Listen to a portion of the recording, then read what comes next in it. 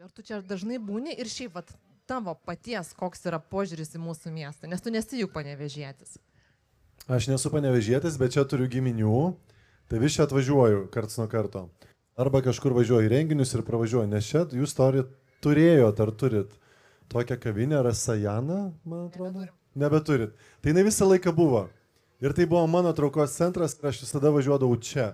Tai aš žinau, kad važiuoju, tai nesustoju kažkur ten kituose miestuose, kur galėčiau. Žinau, kad čia yra ta kavinė, man patinka savininkė, man patinka, kaip jie gamina, ką gamina ir aš čia sustoju. Bet jo, tai yra giminystės ryšiai ir mes čia atvažiuodom ir aš prisimenu tą kelionį į Panevėžį. Man tas greitkelis visada jisai toks būdavo, tada dabar jau yra padarytas aplinkelis, tai kelionė į Rygą. Tai vis kažkur, kai aš važiuoju pro šalį, aš būtinai čia sustoju ir pabūti. Ir dabar, aišku, mes susipažinom su jumis. Ir jau kurį laiką bendradarbiaujam, būnam, pasimatom ir visą čia atvažiuoju. Mes čia turėjom vakarinius šokius, nežinau, ir tada paskui, kai mes išvažiavom, tai aš supratau, kad ant tie garsiai grojo muzika, kad mes kaip tas jaunimas, kur linksminasi, ne, ir linksminomės mes, kai jaunimas buvom. Ir galvoju, oho, kažkaip tolerantiškai, policijos nieks neiškvietė, nes Vilniui prie tokių šokių, kur dar yra gyvenamųjų žmonių namų, jau pas mane buvo atvažiavę policija. O čia viskas gerai, tai kažkaip tolerantiškas Panevėžys. Aha, tai išduosiu, kad šokių bus ir šiandien, ar ne? Bet dabar mes pasikalbėkim dar, Ignai, ne? Nežinau, kokie šokiai. Tai gerai, bus kokie šokiai, apie ką jūs kalbate? Apie tai vėliau. Dabar pasikalbėkim. Aš jau pristačiau visiems svečiams ir tiems, kurie atvyko šiandien pasiklausyti mūsų pokalbio, kad šiais metais šis festivalis susitikime penktadienį, turbūt žinai, kad mes čia kiekvieną penktadienį susitikinėsim ir švęsim gyvenimo Panevėžyje. Ir šiais metais mūsų festivalio tema yra emocinės gerovės stiprinimas, o birželio mėnuo yra būtent skirtas jaunimo emociniai savijautai. Ir tu turbūt daugiausiai, aš bent jau iki šiol žinau, kad dirbai turbūt su suaugusiais, bet va dabar papasakojai, kad su jaunimu dabar tenka padirbėti, ar ne? Tai kokius, galbūt tu galėtum pasakyti, kokius tu matai pagrindinius iššūkius šiais laikais jaunimui kylančius? Vat būtent apie emocinę sveikatą, apie emocinę gerovę, kai kalbam. Tai iš tikrųjų, gal trumpai tada apie tą jau 10 metų, aš darbuojuosi su paaugliais. Yra mano bičiulis, su kuriuo mes pamastėm apie tai, kad būtų labai smagu duoti vyrukam galimybę atvažiuoti į stovyklas. Pradėjo važiuoti ne jauni vyrukai, o pradėjo važiuoti suaugę tėvai jų. Pradėjo vyrukai, paskui vyrukų mažiau ir tada tėvai. Ir mes supratom, kad lyg sprendžiam tą klausimą su dalimi tėvų ir dalimi vaikų. Ir tada kažkaip kilo mintis, kad gal vis tik tai ne vaike bėda, ne tėvose bėda, bet jų santykyje. Nu, mes darom dvi atskiras merginų, mamos dukros stovyklą ir tėčio sūnaus stovyklą. Tai aš prie tėčio sūnaus. Ir jau tiek 10 metų mes tenais esame ir atvažiuoja tie tėvai su sūnum. Ne tai, kad mes tėtį mokom, tėtį tu daryk taip, sūnau tu daryk taip. Gerai, ką jūs čia norit nuveikti? Tai aišku, telefonai yra padedami į šalį ir va taip mes veikiam. 15 metų esu praktikas, nes turiu tiek savo vyriausiai sūnų. Tai tas su tais vaikais aš niekaip nebuvau mokytas. Turiu omeny, kad mane moko gyvenimas. Bet ką labiausiai pastebėjau, aš turiu 3 sūnus. Turiu 15 metų sūnų, 12 metų ir 7. Tai va tos visos amžiaus kategorijos. Bet labiausiai tai pastebėjau, kad paaugliam ar vaikam didžiausia bėda yra ta, kad tėvai neturi atramos taškų. Mama gal turi, gal mokosi, gal nesimoko, tėtis gal turi, gal neturi. Tada yra kažkokia senovinio tokio metodo perdavimas, kur močiutės, mamos, dukros eidavo prie upės, plaudavo kažką, skalbdavo ir tokiu būdu bendraudavo ir tokiu būdu dalindavosi iš kartos į kartą. Pasidalinti, kas ką moka, kas ką žino. Vyrai atitinkamai eidavo kažkur kažko kalti, daryti ir irgi tas pats būdavo. Ir vaikai šalia lakstydavo. Taip vykdavo mokymasis. Dabar jo tokio kaip ir nėra. Atskirai mokyklą, atskirai darbą, susitinka. Kas ten vyko mokyklai, nežinau. Jeigu neturiu žinių, ko tavęs paklausti. Kaip tu laikaisi, vaikė mano mielas? Gerai. Supratau. O kaip tu tėti laikaisi? Ir aš gerai. Pasikalbėjom ir išsiskyrėm. Kita diena vėl, vaikui 20 metų. Ir tas pats kartojasi. Tai va tas žinių poreikis labai didelis yra. Toliau, jeigu dar einant per tą emocinę pusę, kad tėvai, vėlgi visą atsakomybę dedu tėvam. Tai seneliai vieną kartą, dabar tėvai. Kad tėvai valgo, maitinasi ir moka arba nemoka to daryti. Ir parėję namo ir tų įgūdžių, tarkim, neturėdami, nes mokyklai neišmokė, universitete galbūt neišmokė ir aš nemoku. Nu, vat, seneliai sakė, laikraščiai rašė, dar kažkas. Ir jeigu tėvai prastai maitinasi, tai jų emocinė būklė jau yra prasta. Ir iš tos prastos emocinės būklės viskas pereina vaikam. Ir vaikai tada emocinės prastos būklės. Tada jie nueina į mokyklą, kurioje jiems reikia dar sąveikauti su aplinka, pažinti savo kūną, savo emocijas, kažkas kažką pasakė, kažkas netai pažiūrėjo, savo identiteto paieška ir taip toliau. Tai jeigu aš esu nemegojęs, nepavalgęs, nepagėręs, ten kažkokių fizinių poreikių nepatenkinta man yra, tai tie emociniai dalykai labai stipriai paaštrėja. Bet iš kur tam vaikui žinoti? Pavyzdžiui, kas iš jūsų auginat vaikus? Arba pakelkit rankas, kas sakina vaikus? O kas jūs auginat vaikus? Tai va, tai jūs tikriausiai žinote, ne, kad tie vaikai nieko nežino. Jie gimė ir nieko nežino. Pas jūs papuolė į rankas, kas jiems turi papasakot. Tai jeigu aš nežinau ir neturiu ką papasakoti tam vaikui, ir augu per metus ir vis dar neturiu ką papasakoti, o paskui gal jau ir turiu, vaikė, daryk taip. Ne. Aš noriu makaronų su sūriu, arba su maištiniu kokiu, arba bulvyčių. Aha, gerai. Ir tada tėvas irgi ir mama nerodo pavyzdžio. Tai tada tam vaikui sunku. Tai kai atsiranda pavyzdys mokymosi, elgesio keitimo, gyvenimo būdo keitimo, ir tada tas vaikas, ten namuose nebeatsitinka saldumynų, nebėra alkoholio, yra bendravimas, yra ten žaidimai, yra kelionės, dar va ten ta emocinė sveikata, aš sakyčiau, jinai ten yra. Ir vaikai jie nežino. Jie tokie dar yra, jie nežino. Tai va jeigu kažkokiu tai mistiniu būdu ateitų patruputį labiau ir dažniau į mūsų mokyklas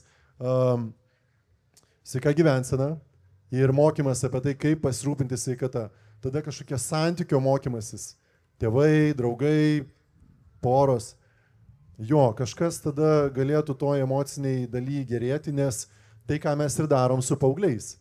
Mes su paaugliais prieš pastatom ir su jais kalbamės, bet metus kalbamės. Ir klausiam jų, o kaip jūs planuojate daryti? Nes mes dirbame su paaugliais 14-18 metų. Už 4 metų jūsų gyvenimas prasideda. Ką darot? Kaip uždirbat pinigus? Kaip sąskaitas apsimokot? Kokias sąskaitas? Gerai, negirdėjau apie šitą. Žiūrėk, bus sąskaita ir taip toliau. Kai kuriem jau 17-18 ir jie, aš tikrai nemoku tų sąskaitų. O ką tu valgysi, o kaip tu pasirūpinsi savo sveikata? O paskui pas tai atsiras žmona, atsiras vaikai. Ką tada darysi? Kaip tada tavo gyvenimas klostysis? Ir tie paaugliai suvokia staiga, kad jie nežino. Bet toliau programa tęsiasi, 2 metus tęsiasi ir per porą metų jie gauna kažkokių apčiuopiamų įgūdžių. Ir tą patį mes matom su merginom, kitoj pusėje, kur jos to irgi mokosi. Tada ta kita stovykla tėvo sūnaus ir jau tada, jeigu tėvas neauga netobulėjo, mama neauga netobulėjo, jau toks vaikas grįžta namo ir sako, tėti, kaip tavo diena praėjo? O mes jau juos pamokom, kad atsakymas yra toksai, šiaip neblogai, žinok, aš ryte, kai išėjau į mokyklą, tai sutikau ten draugą, mes jau pasikalbėjom, tada mokykla atsitiko konfliktų ir viską papasako nuodugniai. Ir tėti kaip, tėtis gerai, ir vaikas iš karto, žiūrėk, kai tu sakai gerai, man nelabai aišku. Neaišku, ką reiškia gerai. O gali praplėsti tą gerai. Tik tėvo akis taip užsivertė. Gerai, aš turiu omeny, kad, ką aš dabar turiu sakyti? Iš tos serijos. Ir tada staiga vaikas tampa mokytojų savo tėvui ir padeda augti jam ir tobulėti. Tai mes tai matom jau 10-metį ir tas pokytis vyksta. Tai taip norėtųsi, kad to pokyčio vyktų daugiau, bet aš sakyčiau, kad emocinė gerovė slypi tam santyke ir jo puoselėjime. Ačiū, Ignai. Tu iš tikrųjų labai dažnai, savo socialinėse medijose labai dažnai pabrėži judesio, judėjimo svarbą.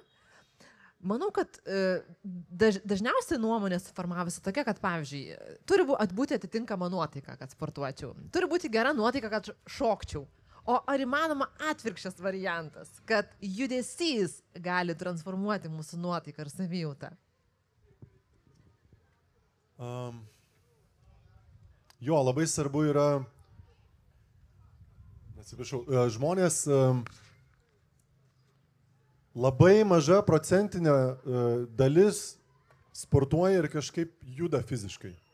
Labai maža.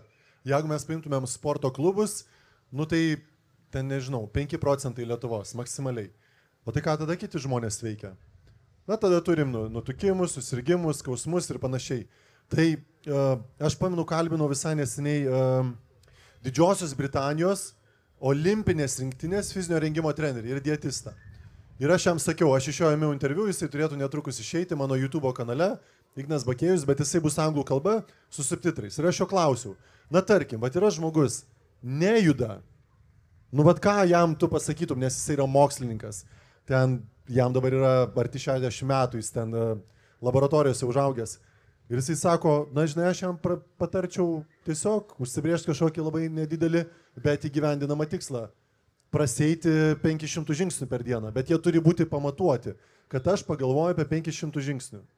Tai rekomendacija yra kokia? Dienos. Kokia? 10 000. Tai 500 žingsnių. Apie ką čia yra? Tai žmogus gali nueiti, jisai gali atsistoti, nueiti iki parduotuvės, grįžti atgal, užteko. Kitą dieną 1000. Trečią dieną dar. Ir to judesio jo užtenka kažkiek minimaliai, bet pastoviai kiekvieną dieną. Ir yra tokia knyga, mes ją dabar pasišojom išversti, jinai vadinasi taip, Nedidelis pranašumas, ją parašė toksai Jeffas Olsenas ir anglų kalba vadinasi Slight Edge. Ir ten pagrindinė mintis yra tokia, kad daryti vieną dalyką, nedidelį, bet tokį apčiuopiamą, kurį aš galiu padaryti, bet kiekvieną dieną. Praėjus 500 žingsnių, ar kažkas labai stipriai pasikeistų jūsų gyvenime? Taip, žodžiu, gautumėt laimės hormonų, truputį prasėja, jau geriau. Kitą dieną 1000, 2000, po mėnesio jau žiūrėkit, kiek jūs žingsnių turėtumėt. Visus 15 000, taip? Ir kas atsitiktų tada, jūs jaustumėtės jau kitaip. Gerai, mėnesis, pusę metų, metai. Ir jūsų jau sveikata būtų visiškai kitokia. Viršsvaris sumažėjęs, energijos yra. Šitas klausimas uždarytas, aš jau vaikštau. Prie ko galima eiti tada? Dar yra kitos kelios temos, kurios žmonėms turėtų būti svarbios. Tai yra vanduo, miegas, maistą kokį valgau. Ir šitom temom visom reikia laiko. Jūs galite man pasakyti, kad nėra laiko. Bet aš pagalvočiau taip, kad jeigu investuotumėt brangaus savo laiko 5 metus, išmokti sveikos gyvensenos principų, jų yra tik 6. Po 5-6 metų, po 2 metų, po 3 metų, žiūrint, kokie studentai būtumėt, jum gyvenime nebereikėtų grįžti prie sveikatos klausimo. Tai apie judesį, kai kalbėjai, tai aš sakyčiau taip, kad dienas prasideda nuo pirmo judesio, prasideda ta kelionė. Ten maratoną nueiti ar kažkur nueiti, ten kažkokį tai kelią, piligrimystės, nuo pirmo žingsnio. Tai gal tada, kad čia taip nepalikti laisvai kabant, tai tie 6 žingsniai yra tokie. Pirmas tai yra miegas, antras yra vanduo, trečias yra maistas, subalansuotas maistas, ketvirtas yra fizinis aktyvumas, bet jisai gali būti dviračiu prasivažiuoti, prasiplaukti, pasivaikščioti, pasimankštinti, ką galbūt šiandien truputį paragausim. Tada yra labai svarbi dalis mūsų kūnui, nes jisai sudarytas ir mūsų kūne vyksta procesas, kur baltymas dalyvauja jame, tai baltymų reikia ir žinoma vitaminų, mineralų, nes reikia juos pripildyti kūne, nes tai yra mūsų cheminė lentelė, kur mes neva tai turėtumėm gauti iš maisto, bet kasgi šiai dienai suvalgo tiek maisto ir tokio maisto, kurio reikėtų, kad jisai gautų visko, ko reikia. Žmonės nevalgo, kartais pabadauja, kartais ledus valgo, kartais reikia, labai džiaugiuosi, nes turi būti balansas. Bet jeigu tie ledai kartojasi į dieną po 3 kartus, mamą nupirkti, tėtį nupirkti, tai tada jau yra bėda. Tai va, šitie 6 dalykai. Tai, o aktyvumas, aš pastebėjau vieną tokį svarbų dalyką, tai kad žmonės, kurie persisportuoja, jiem labai dažnu atveju atsitinka didžiulės traumos. Tai va tie sporto klubai, svoriai, kilnojimai ir panašiai. Be trenerio pagalbos, be priežiūros yra didžiulis pavojus. Labas. Matai, ką turiu? Čia kardas?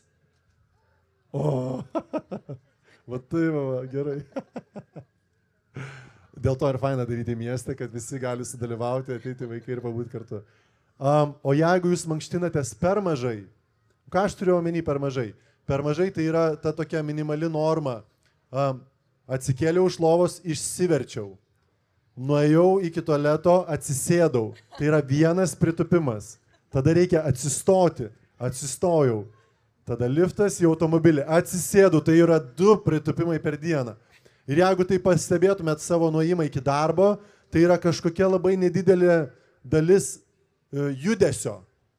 Ir grįžtam namo ir vėl atsigulam ant lovos, ilsimės ir panašiai. Nebent jūs tikrai praleidžia daug laiko gamtoj, prie daržo, ir jūsų darbas yra stojimas, judimas ir jisai keičiasi. Tada gerai. Bet aš bent jau, aš atvažiavau iš Vilnių. Juokauju. Vilniui ten pas mus žmonės labai daug dirba sėdimą darbą. Kas dirba sėdimą darbą? Gal taip paklausiu. Kas dirba stojimą darbą? Kas nedirbat ir ilsitės? Pas mus žmonės vaikšto senvagę, taigi mūsų identitetas. Jo, tai per maža mankšta, jinai gali padėti tokia minimaliai išgyventi, minimaliai. Bet jeigu aš duodu tarp didelio sporto ir tokios minimalios mankštos, tokią 10, 5, 8 minučių mankštą, šnekos niekaip jums nepadės. Todėl mes kažkuriame etape šiandien čia su jumis turėtumėm tą mankštą padaryti. Jūs bent turėtumėt šiek tiek paragauti, va taip, kad žinotumėt koks skonis, kad ne uogienę laižyti per stiklainį, bet atsidaryti, įkišti rankas, išsitepliot, paragauti, o kaip skanu. Tai va, bet aš jūs visus dabar mačiau ir jeigu pabandysit išeiti, dėl to aš pasakau, kad mankšta bus. Juokauju, jūs turite pasirinkimo teisę. Jo. Tai va, tai mankšta turėtų būti tokia moderuojama, bet jin turėtų būti kiekvieną dieną. Ja darant minimaliai įsivaizduokit taip, kad yra minimalus kiekis judesių, kuriuos mes tuoj netrukus darysim, kurio užtenka per dieną, kad jeigu taip kiekvieną dieną, jūs busit sveikutėliai kaip agurkėliai. Aplenksit gydytojus tikrai. Yra toks posakis angliškas. One apple a day keeps doctor away. Vienas obuolys per dieną nutolina daktarą. Tai aš sakyčiau taip, kad mankšta turi įjungti tam tikras raumenų grupės kiekvieną dieną ir tada jūs esat bent jau fiziškai geros būklės. Ar norėtumėt pamatyti ir sužinoti, kokie tai yra judesiai? Gerai, tai pamatysit, galit nusifilmuoti, bet dar geriau, nežinau kaip čia dabar pasakyti, jeigu man parašysit Ignas Bakėjus Instagrame, Facebook'e, ar man į e-mail ignas.bakėjus@gmail.com, ar mano numeris, jisai irgi internete yra, tai aš jums atsiųsiu nuorodą, mankštos, va tos 10 minučių. Tai šiandien paragaujam per stiklą, ne per stiklą, atsidarom stiklainį. Ir tada dar paskui galit gauti ir galit daryti kiekvieną dieną. Prašau, jinai nemokamai, nieko nekainuoja. Ignai, tai dar kartelį tuos 6 patikrinsim, ar gerai įsiminė žmonės. Pirmas, vanduo. Ne? Ne? Koks pirmas? Ne, tai jie jau išgirdo. Nu, pažymį dabar rašysim. Tai pirmas. Miegas, gerai, o kiek miegoti reikia? 8 valandas, gerai, bet nuo kada iki kada? Nuo 10. Priklausomai nuo amžiaus. Nuo 10. Sės 10. Jisai jau sėdi. Tai 10. Ir tada jau ten keltis kaip kam pagal amžių. Labai gerai pasakyta. Vaikam 90. Ten, tarkim, mano amžiaus grupė, jeigu yra vaikų, tai ten jau nepakaltinamas esu. Ten įvairiai gali būti. Tėti, aš einu sysiu vidurį nakties. Ir išeina. Aš jau atsikėliau. Tada antras. Tėti, aš kako atsikėliau einu gerai. Nu tai ta prasme. Ir trečias jau suaugęs, bet iš įpročio vis tiek ateina pranešti. Tai, o jau vyresnio amžiaus žmonėms dar kitaip. Jo, tai tos 7-8 valandos yra kažkoks tas vidurkis. Tai miegas. Miegas. Toliau antras. Vanduo. Vanduo. Kiek dabar to vandens gerti reikia? 1,5 litro? Ne, galima tai padaryti. Jūs dabar sugalvokit skaičių. Gerai sugalvot skaičių. Aš suskaičiuosiu iki 3 ir turit pasakyti. Nu garsiai. Gerai? 1, 2, 3. 1,5 litro. Nu va, tai tiek. Iš esmės vandenį reikia gerti. Jisai skaičiuojamas pagal jūsų kūno masę 30 ml vienam kūno kilogramui ir tai yra kažkokia tai minimali dozė. Susiskaičiuokit ir ją reikia išgerti. Kažkokiu tai būdu pasistatykit, va, prašau, einu nešu, kupriniai turiu, išsitraukiu, namie yra, automobilyje yra ir aš turiu suformuoti įprotį, nes vandens gėrimas yra įprotis ir jeigu aš jo nematau, neturiu to, kūnas mano neprašo, bet pasima iš vidinių resursų ir tada mums pradeda jo trūkti, sąnariai streikuoja, klubus keičia, dar kiti dalykai ir jau ir nervai pakryt gali, emocijos ir taip toliau. Tai vanduo yra labai svarbus. Čia buvo antras. Toliau. Trečias. Kas buvo trečias? Maistas. Maistas. Jo, tai vėlgi čia kiek nori, bet yra dabar toks pas mus amžius, kur dabar yra labai daug prieinamos informacijos ir žmonės gali jos rasti. Atsirado visokių įvairiausių dietų, bet dietos yra skirtos trumpam, galbūt svorio metimui, bet jis turi būti su priežiūra, įeiti, prižiūri, išeiti, tada yra saugus. Žmonės tokie mėgėjai paeksperimentuoti, bet prisiminkit, kad eksperimentuojat su savo sveikata. Tai yra, aš manau, šiai dienai tikrai profesionalų specialistų, kurie jūs gali palydėti pagal jūsų individualią būklę. Kokie pusryčiai, kada pietus, kada vakarienė, o reikalingi, nereikalingi užkandžiai, viskas priklauso nuo to, kokia jūsų kūno konstitucija. Yra viršsvoris, nėra viršsvorio, veikiat, neveikiat, yra kažkokių susirgimų, skauda ir panašiai. Bet tai yra svarbu. Žinau, kad žmonės dirbdami pamiršta maistą ir kad jo nereikia, bet kadangi aš mokiausi ir dirbau kaip asistentas savo mitybos specialistės 10 metų. Šalia jo sėdėjau, tyrimai, analizuodavom, eksperimentai ir panašiai. Mes ištestavom 10 000 žmonių. Tai žinokit, kiekvieną mielą dieną stebėdavau, kaip žmonės ateina ir prigalvoja, išgirdę visokių savo teorijų, kurias bando ir save sveikatą nusistekenę labai stipriai, mėgina išgirsti, ką nori pasakyti žmogus, specialistas, kuris specializuojasi jau 30 metų tame, ir ant kiek tai yra sunku žmogui pakeisti savo įpročius. Ir tada aš kaip ir per sportą, taip ir su mitybos rekomendacijom pradėjau nuo mažų žingsnelių. Nu bent jau pusryčius suvalgykit, prašau. Po pusės metų perikit prie pietų. Po dar ten 3 mėnesių prie vakarienės. Nu ir pažiūrėkit. Pavyzdžiui, žmonės gauna rekomendaciją miegoti 10 valandą. Ir jie man parašo po kelių dienų: Ignai, aš tokios aukštos energijos. Ir čia tikrai dėl to, kad aš nuėjau 10, o ne 2 valandą nakties miegoti? Čia tikrai dėl to? Nu taip, dėl to. Tai va, prašau sėkmės. Ir reikia suformuoti įprotį miegui, įprotį vandeniui ir įprotį valgymui. Toliau, 4. Judėjimas. Apie judėjimą kalbėjom ir kas gali kiekvieną dieną, kas gali kas 2 dieną, priklausomai nuo įpročio. Vėlgi įprotis formuojamas. Sportui, kaip ir visiems kitiems dalykai, įpročio neturim, jį reikia suformuoti. Yra tokia labai gera knyga, nežinau, kas skaitysit, ar turėsit galimybę, jinai yra išversta į lietuvių kalbą, tai šitą, kur dabar aš minėjau, kai jinai atsiras kažkada knygynuose, rasite ją, bet yra tokia knyga pavadinimu Atominiai įpročiai. Ir ta knyga pasako apie tai, kaip tą įprotį suformuoti ir kokios yra stadijos. Toliau, 5. Baltymai. Kokios yra baltymų rūšis ir iš kur jų gauti? Mėsa, žuvis, jūros gyvybės kiaušiniai. Viena kategorija. Antra augaliniai, ankštiniai, pupelės, pupas, lęšiai, aviržiniai ir dar 80+ rūšių. 3. Riešutai ir sėklos. 4. Pieno produktai. 5. Baltyminių miltelių forma. Baltyminiais milteliais išgerti baltymus. Ir ar suvalgyti, ar juos kažkur įdėti. Ir dabar jau nauja baltyminiai batonėliai. Nu dar gerai yra kirminai, bet ten kažkur tie pirmoji toj daly, nes jau yra. Jau yra. Tai va. Ir kažką jūs iš ten galite susirinkti. Ir paskutinis vitaminai, mineralai. Bet aš atėjau pas savo gydytoją, kai mes susipažinom, aš galvoju padarysiu eksperimentą. Aš dirbu su tuo, ko dirbu, jisai nieko nežino. Sakau, jisai 30 metų praktikoj. Sakau, profesoriau,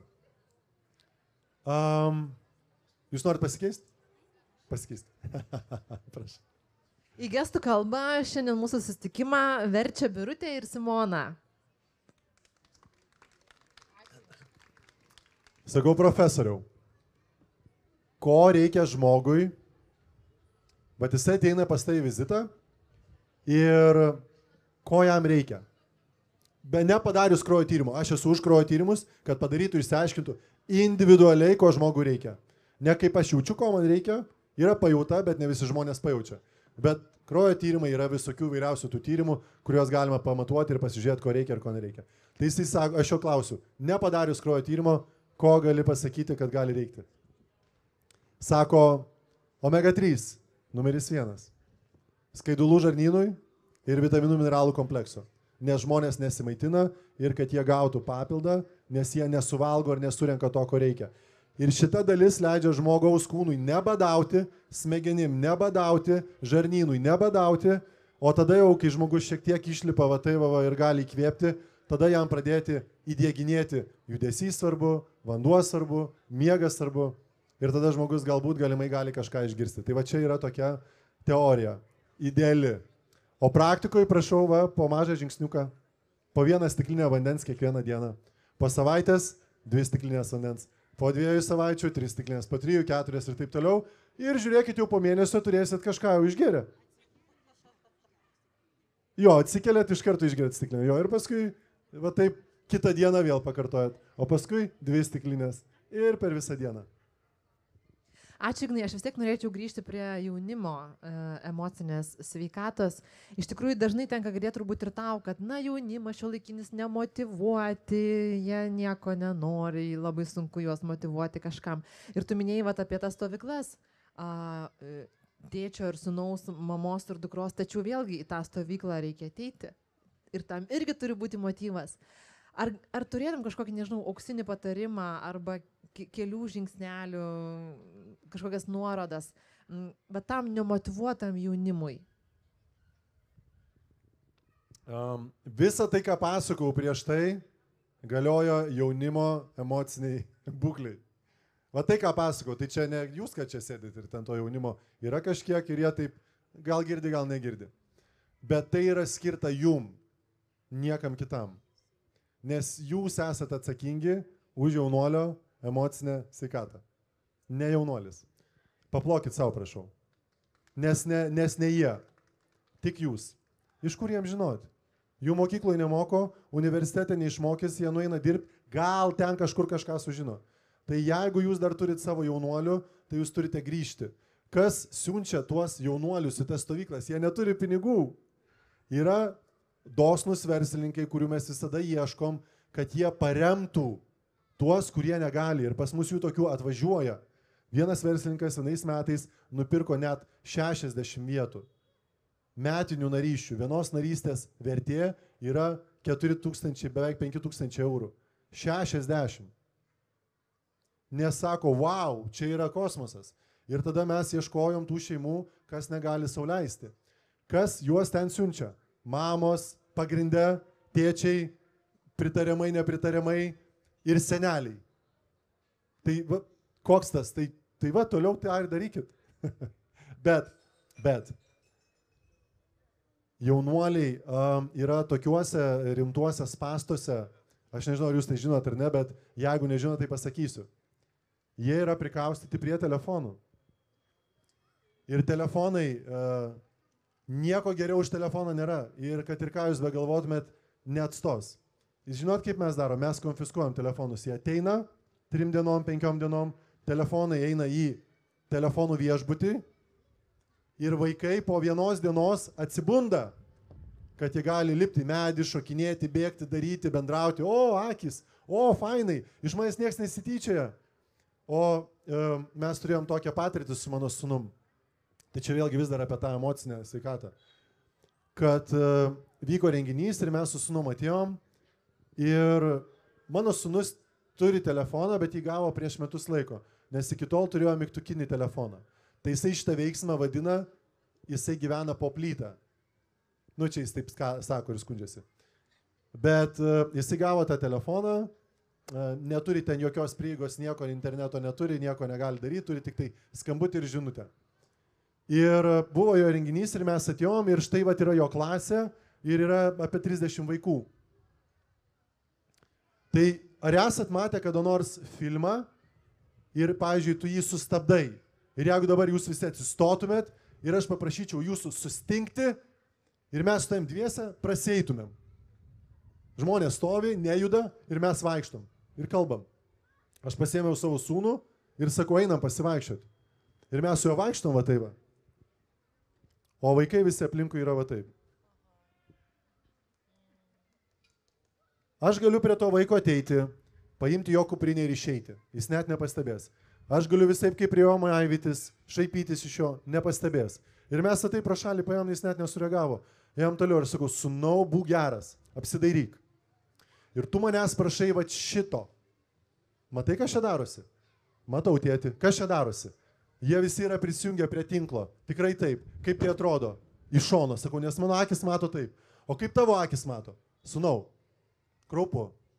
Ir tu manęs prašai, kad aš tau leisčiau tenais.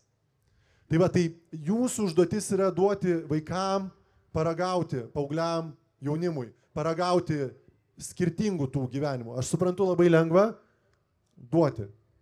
Ir labai sunku yra prisimti asmeninę atsakomybę kaip tėvui neleisti. Ir dar ten patirti isterinius visokius reikalus ir atstovėti juos. Ir tada iš karto gerai, viskas. Matot mano žinus plaukus, žilus, aš čia turiu žilų plaukų, man 40 metų. Aš prieš kelis metus dar buvau nežilas. Pas mane atsirado 2 paaugliai ir atsirado su visais šitais reikalais.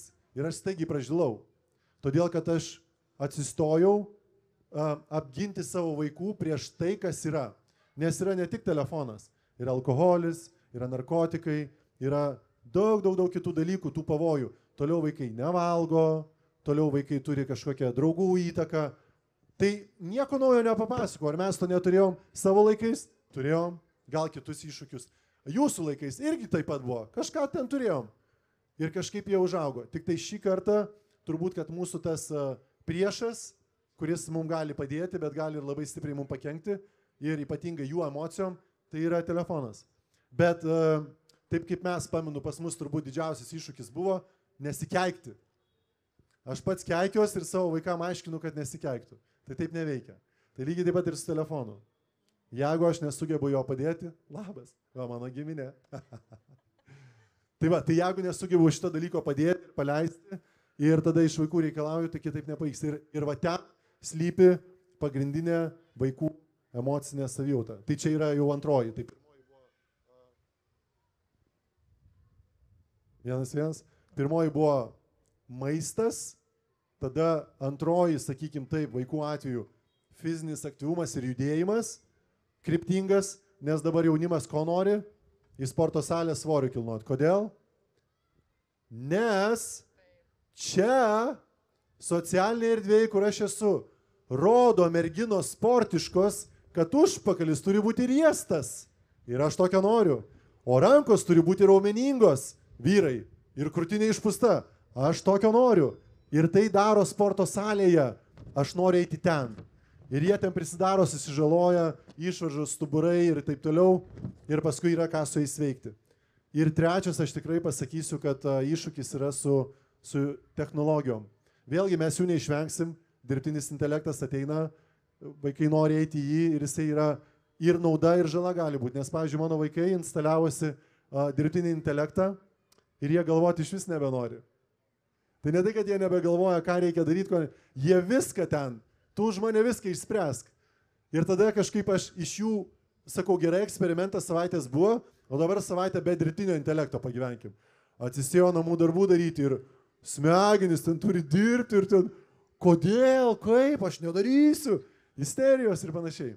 Tai va, tai visą tą krūvį atlaikyti, jo. Jo, tai visą tą krūvį atlaikyti turi tėvai ir niekas kitas tiem vaikam nepadės. Bet jeigu visą tai, ką pasakiau, neįvyks ir jūs savo vaikam nepadėsit, nieko, jie taps pilnamečiai ir tada mėgins padėti patys savo. Nes gyvenimas pagailės, nepagailės, galim patys iš savo asmeninės patirties pasakyti ir anksčiau ir vėliau vis tiek teks išmokti. Ačiū, Ignai. Žinai, kiek tave atsimenu ir be to, tu 20 metų tas vat, įkvepiantis esi viešas žmogus ir kiek tave sutinku, tu visą laiką šypsisi, visą laiką geros nuotaikas, visą laiką aktyvus, toksai, atrodo laimingas, bet leisiu tau priminti, kad ir tu esi žmogus. Tau turbūt irgi būna ir visokių dienų, ir savaičių, gal net mėnesių. Ir vat pasakai, kad ir pražilai. Nieko to jau pražilau, tiesiog. Mano žmona labai patinka žili plaukai, mane mato ir sako, va. Ir dėl to pražilai. Taip, nu kaip miela, dėl moterų viskas, ar ne? Ne, vis tiek yra 3 vaikai ir visko tikrai net nebejoju, kad pasitaiko tavo kasdienybėje ir visokių aplinkybių ir apsiniaukusių dienų.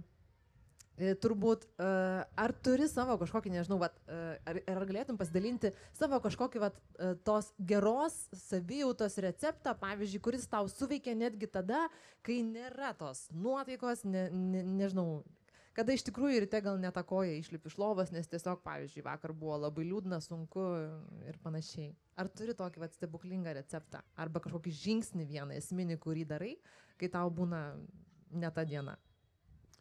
Jo, tai perskaičiau tokią nuostabią knygą, jinai vadinasi Pradėkite nuo klausimo kodėl. Kodėl aš darau tai, ką aš darau, kodėl keliuosi kiekvieną dieną iš lovos. Ir labai sunku žmogui ir man tame tarpe anksčiau buvo tiesiog daryti kažką ir nežinant, kam aš tai darau. Darbas, nesuprantu, kam aš jį darau, šeima, kam jinai atsirado, irgi nesuprantu, atsakymo nėra. Ir aš pradėjau ieškoti to savo atsakymo į tą klausimą. Tai kodėl aš noriu daryti tai, ką aš darau. Ir kai prasidėjo fizinis aktyvumas mano gyvenime, jis prasidėjo nuo 8 metų, aš krepšinį žaidžiau. Bet kaip 20 kelių metų pradėjau jau veiklą, kai 20 metų pradėjau pats savo sportuoti, aš išsigryninau, atsirado žmogus, kuris man uždavė šitą klausimą. Kodėl tu keliesi? Iš lovos kiekvieną dieną. Ir sakau, nežinau. Ar norėtum sužinoti? Ir aš išėjau į žygį su vienu klausimu, po dienos grįžau, jau žinojau ir jisai atsirado. Tai dabar pasakysiu. Mano paskirtis yra sveikatinti tautą ir įkvėpti žmonės gyvenimo pokyčiui. Ir nuo to laiko, kai tai atsitiko, su manim pradėjo sportuoti visa Lietuva, atsirado tavo laidos, atsirado knyga, atsirado tas judėjimas ir tai, ką tu papasakoji, Ignai, bet tu kažkiek esi viešas žmogus, iš ten atsirado. Ir aš kol visą tai dariau ir kol aš žmonėm ir jau pasakau visokiais įmanomais būdais, juos sveikatinti, kad jie keltųsi, atsibustų, rūpintųsi, darytų. Visą tai vyko. Bet gyvenimas, jisai nutinka, mano atveju atsitiko gyvenimas, atsirado verslas ten. Ir atsirado žmonių, administracija, atsirado treneriai, atsirado vaikai, atsirado viskas ir aš pamiršau savo paskyrimą, ko aš atėjau. Ir koks dabar buvo periodas 8-6 metų, kur aš jį buvau pamiršęs. O kai žmogus arba neturi, arba pamiršta, viskas pradeda griūti ir tada žmogus daro, aš dariau ir jausmas toksai, kad jeigu tu mane pastumtum į tą koją, aš tai sukausi. 8 metus vienoj vietoj. Ir nueiti niekur negaliu. Ir žmonės manęs klausia, Ignai, o kas tu toks, ką tu veiki, kur... Ir aš ir nežinau. Ir paskui pradėjau klausinėti. Ir papuolė ta knyga. Ir ta knyga priminė man, kokia mano paskirtis. Ir nuo tos akimirkos aš ryte atsikėlęs labai aiškiai žinau, ką turiu daryti. Ir man skambina Gerda ir sako, į Panevėžį, gerai? Dabar ten, gerai? O dabar ten, gerai? Kodėl? Mes kalbam. Gal iš jūsų vienas žmogus išgirs, ką aš sakau ir padarys tą pokytį. Mano paskirtis išsipildė, man nereikia su ta koja atsikelti, man nereikia be nuotaikos, su nuotaika. Aišku, aš per laiką išmokau šitų 6 dalykų, kuriuos mane mokė mano mitybos specialistė. 5 metus, nes aš buvau užsispyręs, asilas ir nenorėjau mokytis. Ir norėjau daryti kaip noriu, kaip ir vaikai, kaip ir visi kiti. Bet po 5 metų išmokau ir man gera savijauta leidžia daryti tai, ką aš noriu daryti. Ar man yra sunku? Taip. Ar aš nenoriu? Taip. Ar aš valgau pizzą? Taip. Ar aš valgau burgerį? Taip. Ar aš valgau saldumynų? Taip. Aš toks pats žmogus kaip ir jūs. Bet įprotis man nuo 8 metų žaidžiant krepšinį, ten vyksta krepšinio varžybos. Kasdieną į treniruotę, ryte vakare, savaitgalį varžybos, kasdieną, man davė disciplinos. Ir jeigu aš matau, kad man nepatinka kažkas mano gyvenime, nežinau, viršsvoris, sveikata, savijauta, tai viskas gerai. Nu, nieko nedarysi, kelias toliau varo žemyn. Nuspręsi, kad nori daryti, eik išsimokslink, sužinok, kaip daryti, pasisamdyk trenerį, skaityk paskaitas, seminarus, knygas ir sužinok, kaip daryti. Tai aš pats tai panaudojau, man pavyko. Ir kartais būna tokių dienų, kai aš esu pavargęs. Dažniausiai dabar mano visi reikalai yra ties dviem dalykais. Arba tai yra mano vaikai paaugliai, kur ten skambina ir jau suprantu, kad jau kažkas atsitiko. Arba žmona, nenuotaikoj. Ir mes tada, žodžiu, ir aš tada toj vietoj ateinu spręsti. Bet visi kiti dalykai, jie yra administruojami. Bet be paskirties tikrai yra labai sunku. Todėl kiekvienam iš jūsų toks paprastas namų darbas. Pasiimkite užrašų knygutę, maisto, patogią avalynę, pasiimkite tualetinio popieriaus, kažkas dar sakė kastuvėlį, bet jeigu būsit gamtoj. Ir išeikit pasivaikščioti su vienu vieninteliu klausimu. Kodėl aš čia atėjau iš tą žemę, kam aš čia atėjau?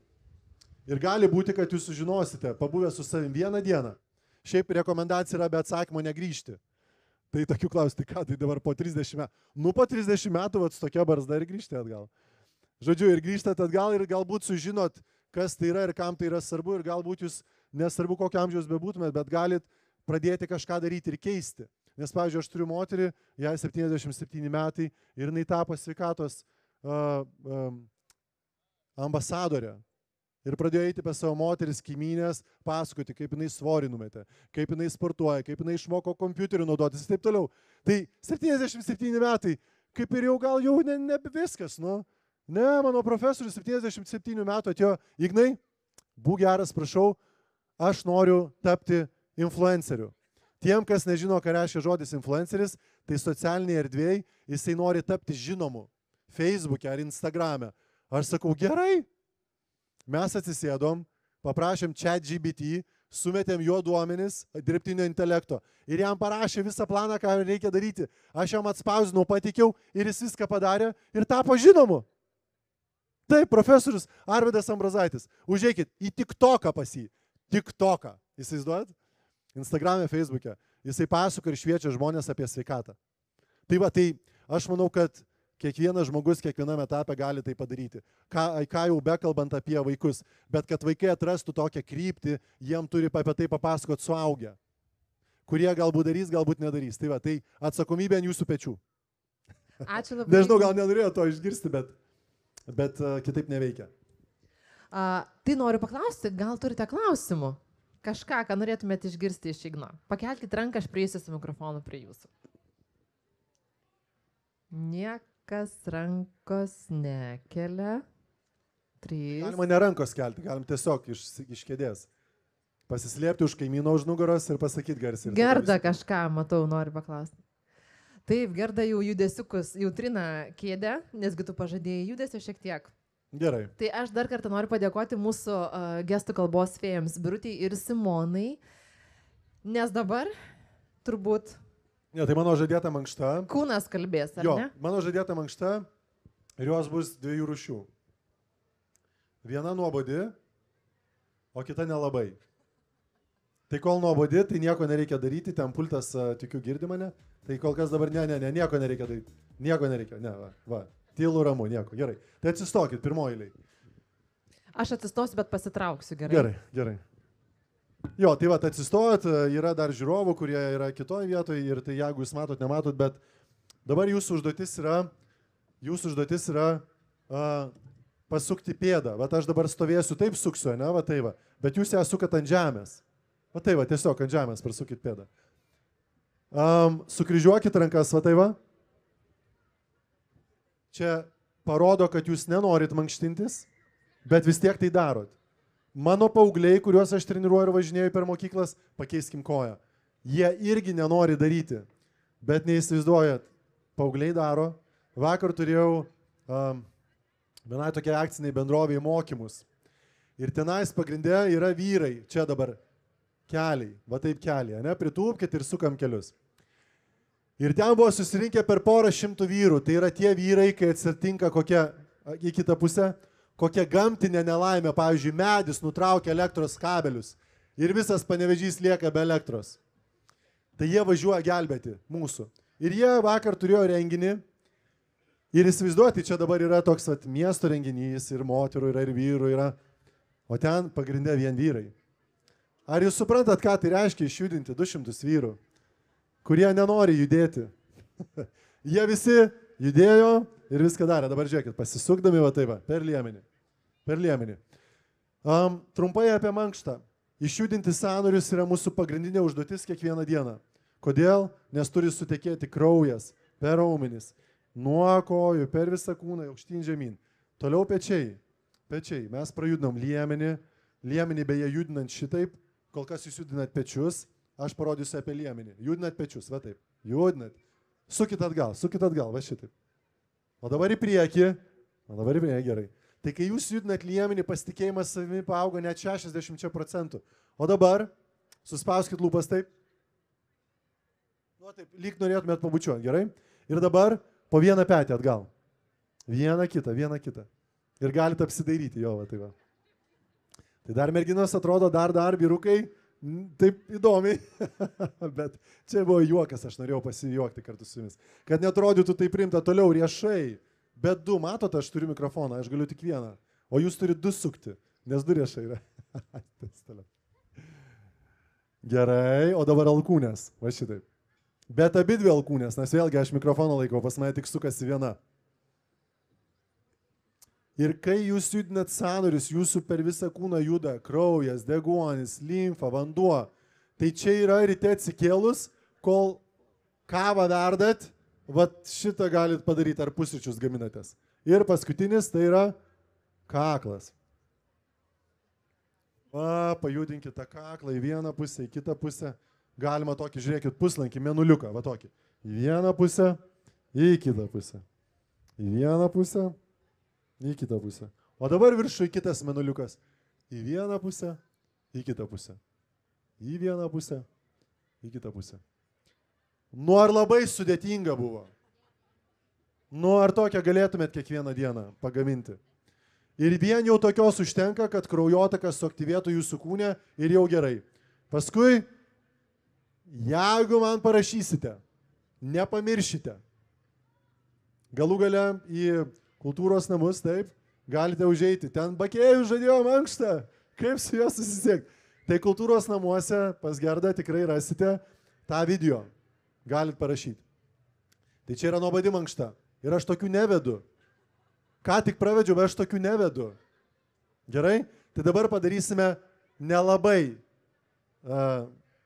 Kaip nelabai? Aš sakiau. Nelabai nuobodžio mankštą, ačiū labai. Tai dabar bus šita nelabai nuobodė, o bus linksma mankšta. Gerai? Tai dabar aš tokias vedu. Kodėl? Nes žmonėm pokyčiui reikia iššūkio. Kai nepatogu. Čia buvo taip visai patogu. Kada nepatogu, toj parodysiu. Tai gerai, tai tiesiog galim pradėti nuo kokio nori, o didžėjų duodu laisvę. Gerai. Tai jūs labai aiškiai, jau matot, iškart judate, ne? Nieko aiškiai nereikia. Bet mes dabar praseisim pro tą pačią seką ir jūsų užduotis dabar, aš nesakau kaip, bet jūsų užduotis dabar yra judinti pėdas. Kaip norit. Pėdas. Tiesiog, aš nieko nesakau, bet pėdos juda. Jo, va galima spirokliuoti, galima jas visas kaip trinti, galima sukti, bet pėdos. Pėdos, pėdos, pėdos, pėdos. Gerai. O dabar juda keliai. Kaip norit, keliai. Aha. O keliai turi judėti kartu su pėdom. Tai ir keliai, ir pėdos, taip? Vadai jo, kažkas tokio. Gerai, o dabar pridedam klubus. Klubai kaip nori, taip juda, bet kartu juda ir keliai, ir pėdos, taip? Tai čia dabar jau šokis beveik gaunasi. Kažkokią lampadą. Gerai, toliau. Pečiai. Opa, pečiai, kaip norit. Bet tada dar ir klubai. Ir keliai. Ir riešai. Kas čia buvo? Antra daina. Tai žodžiu, pagavot mintį, ne? Gerai. Kas atsitinka, kai truputį kitokią muziką užgroja. Tai mes viską sujungiam. Pėdos, keliai, klubai, pečiai ir pridedam riešus. Ir pečius, judinkit. Kaip gražu žiūrėti. Visi šoka. O dabar alkūnės. Ir pėdas, ir kelius, ir viską. Ir dar kaklą. Čia kai man žmonės sako, kad nemoka šokti, tai aš jam įrodau, kad moka. O dabar labai svarbi užduotis, pati svarbiausia. Jūs juda toliau, taigi aš nesakiau sustoti. Sukitės ratu ir pažiūrėkit, kaip atrodo už jūsų žmonės šokantis.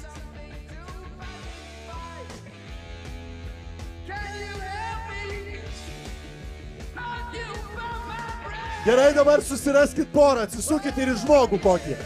Ir pašokit, vat vienas su kitu, pašokit. Parodykit, kokių judesių išmokot.